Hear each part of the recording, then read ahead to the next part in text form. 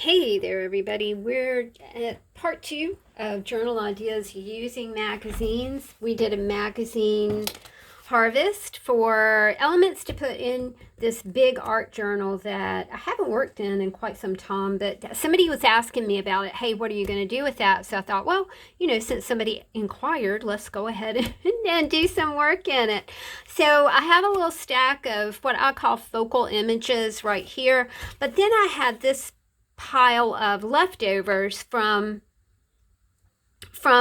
gleaning those art images from magazines for my art journal.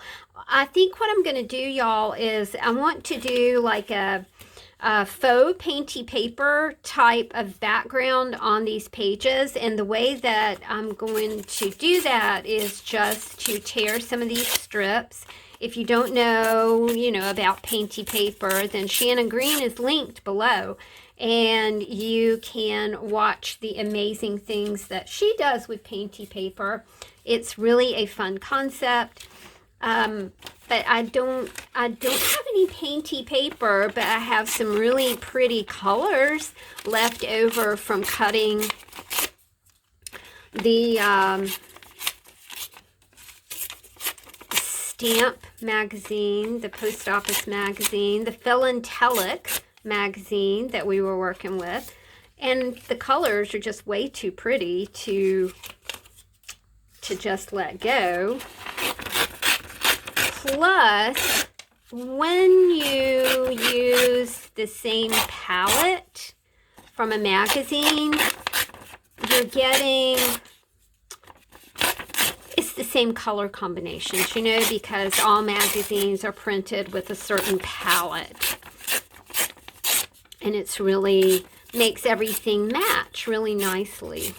If you want things to match. If you don't want things to match, then use whatever you wanna.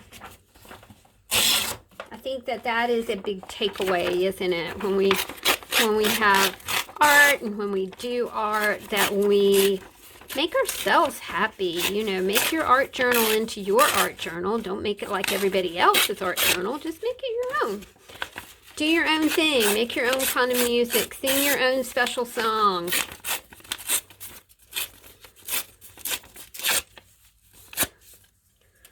All right, let's start gluing. I've got a Dick Blick glue stick right here, and we are just going to start just randomly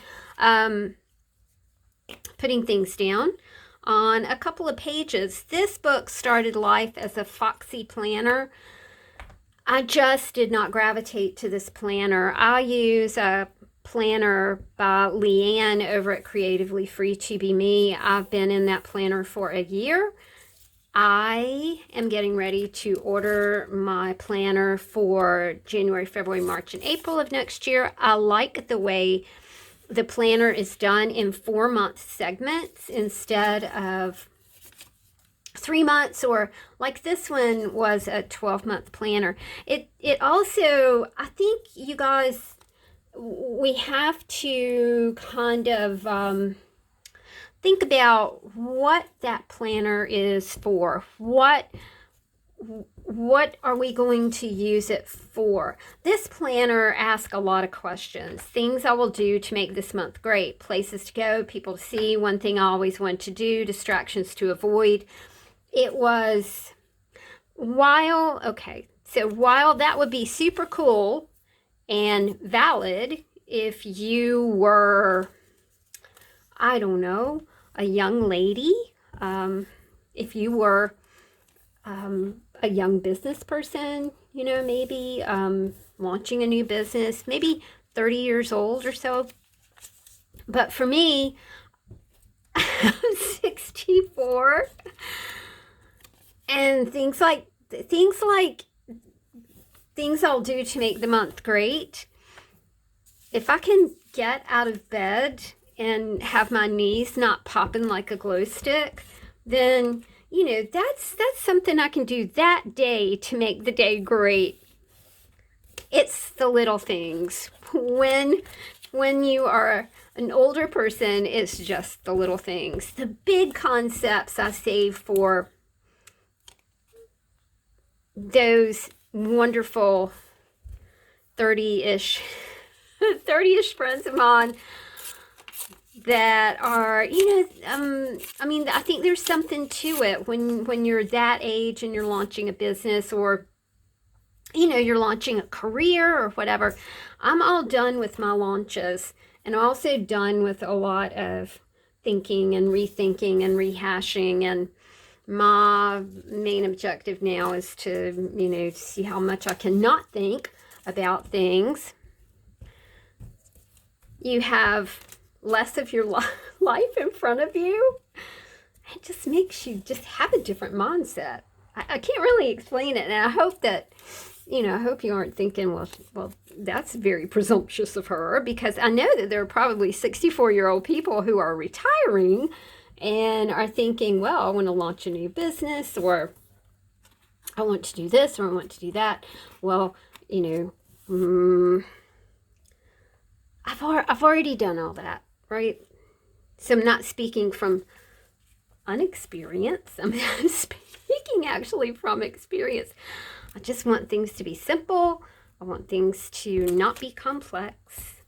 I want to, be able to enjoy life and pet my doggies and love my people and that sort of thing. It's not like, I'm not into goal setting and all that.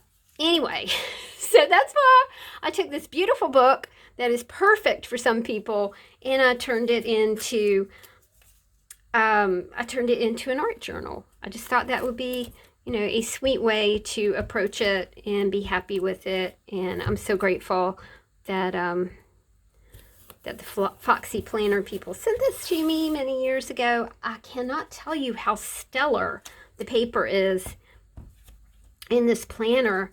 It is like really heavy duty, really, really excellent paper. All right, I think we kind of have this covered up. Let's go ahead and, isn't that neato? Really like it. You could do a couple things here, and I think we'll do this as this art journal progresses. I would like to go back over this. I don't have any gesso, but I do have some white paint, and I think white paint would be nice on this. But I don't want to do that and have to drag out my heat tool and then have us, have that noise in here. I'll try and keep this quiet. All right, so we've got one page done. I want to go ahead and put the images on here. Let's see what we have. We have all these things to choose from.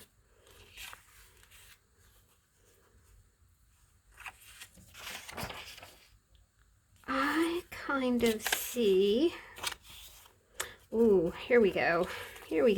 Now this was from the same magazine, so we're using the same magazine.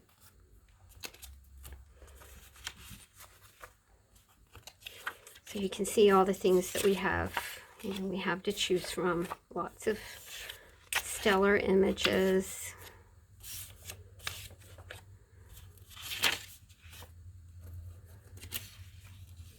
Kind of like that, but I feel like I really love the way this faux painty paper thing kind of came out. So I think I want to keep that just like that. I do really like this. I think it would look cool right here. And then I'm going to use some smaller images. I'm going to kind of use this as a frame.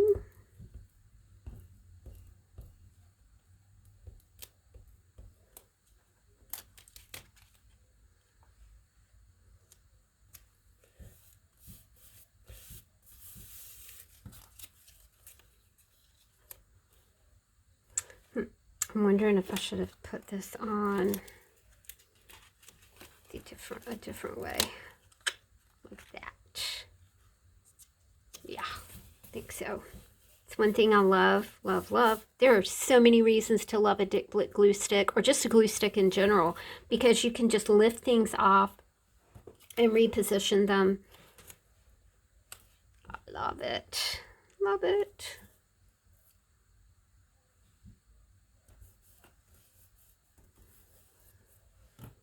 Now these are the smaller images that we took our Sharpie and we outlined these.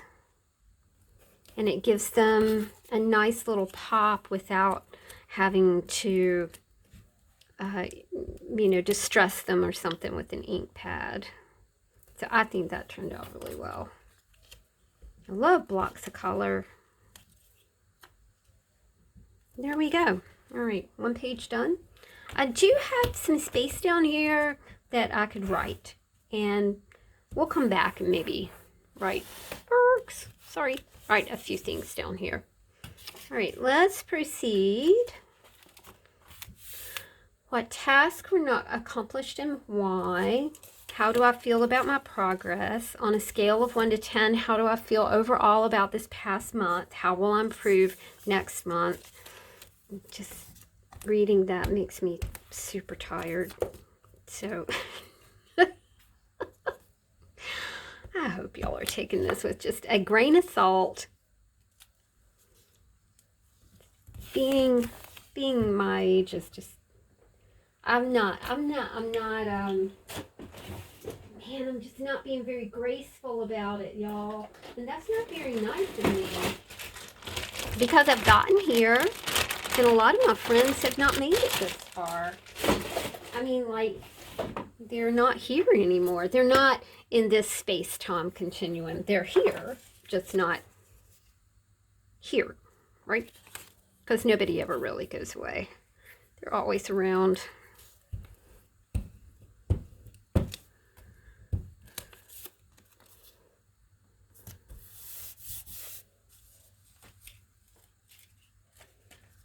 I'm really loving this process.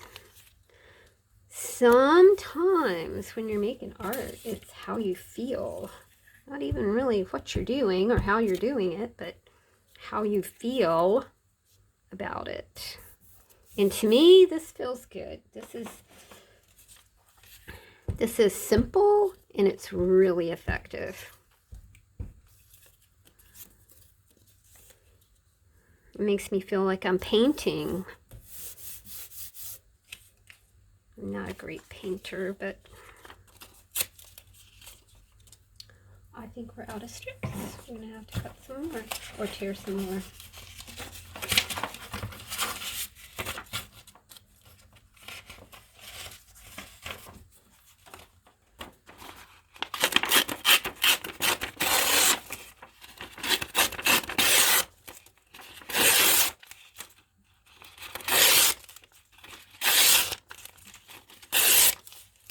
I'm very random about my tearing because, you know, because it's fun to be random.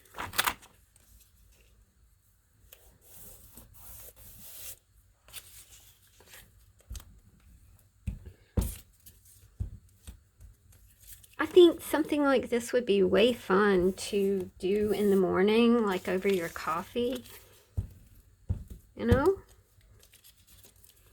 Sometimes you just gotta get going on something. That's when an art journal is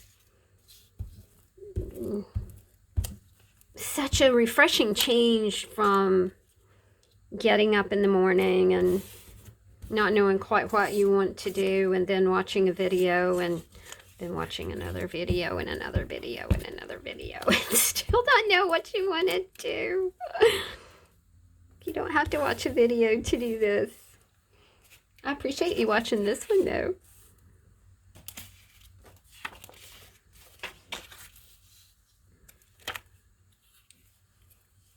Okay, I'm gonna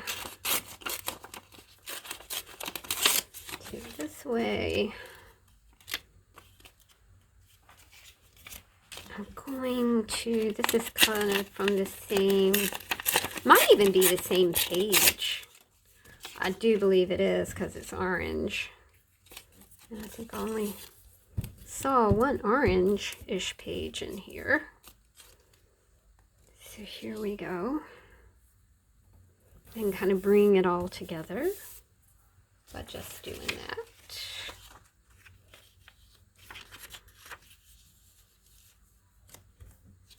me put that down there. It's kind of like a puzzle, isn't it?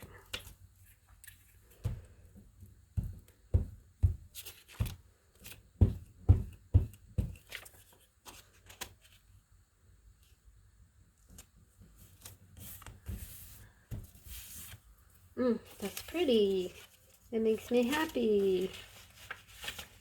What else can we put here? I like the Pete Seeger because that's orange as well. And you know, I was a booking agent in my past life. And I woke up a lot of times with a cup of coffee, my spectacles, and music on my desk. Because I was reviewing CDs and planning tours and all kinds of things like that. So, you know, maybe I could write just a few words about that on the bottom of this page right here, maybe. All right, let's do one more. And remember, all of this was from that, you know, our initial journal ideas using magazines. So, and this isn't the only one. Y'all please chime in and let me know what you think are the best uses for magazines. You know, do you like words, images? Do you glean faces, bodies? Do you like to kind of do your own like paper doll thing? I know a lot of people do those. Tisha Moore is like and she's the bum giggity with all that. She's so smart. Okay.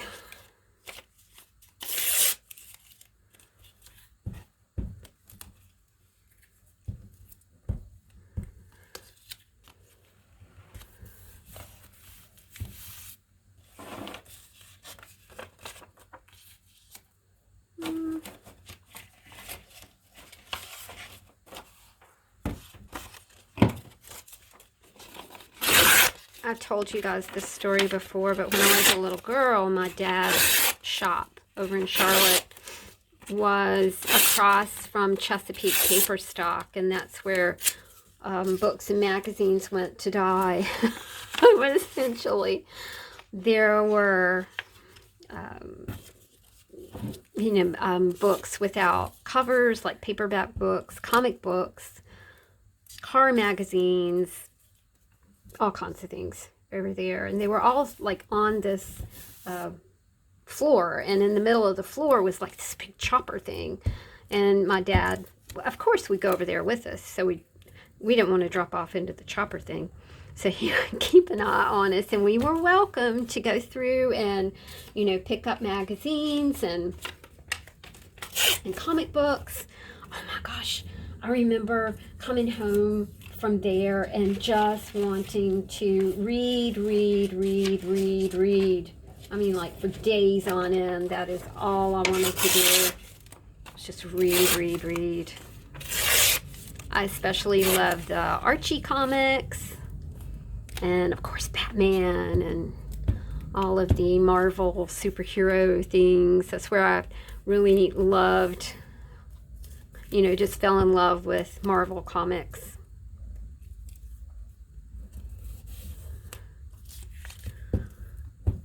I wanted to say hey to Missy and to Cheryl, who've been following along this week. Missy is, she's hunkering down doing some creative things, and Miss Cheryl's always doing creative things. So hi, ladies.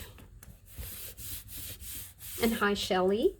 You're out there too. I appreciate you.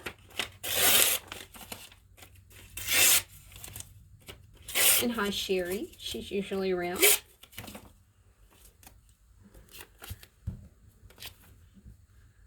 I'm going to put this down here because this is the part that says pony cars.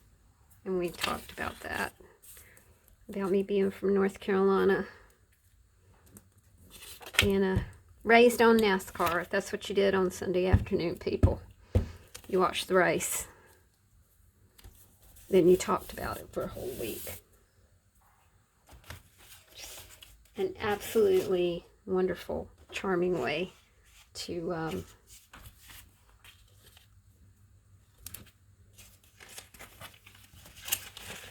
live a life. I really enjoyed it. Okay, so I've got the pony car thing here. So I think yeah, I'm just gonna leave that there. But this is also part of that pony car harvest, magazine harvest thing we did.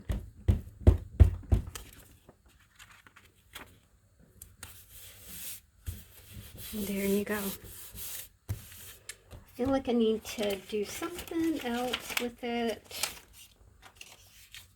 And we have this ultra cool strip right here. Again, pony cars. Pony cars were the Mustang, Cougar. I think the Javelin was considered a pony car.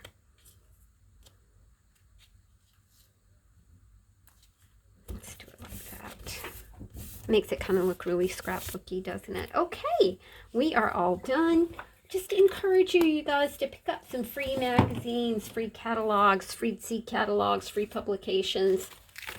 I know you can always find like flyers and circulars and all kinds of things. Even your junk mail is awesome for a project like this. You can get a lot of journal ideas using magazines. So this is page 1. This is the second page that we did today. And this is page 3, tribute to pony cars and all things NASCAR. There you go. Hope you guys had fun, as much fun as I did. Have a stellar day, and I will see you soon. Bye.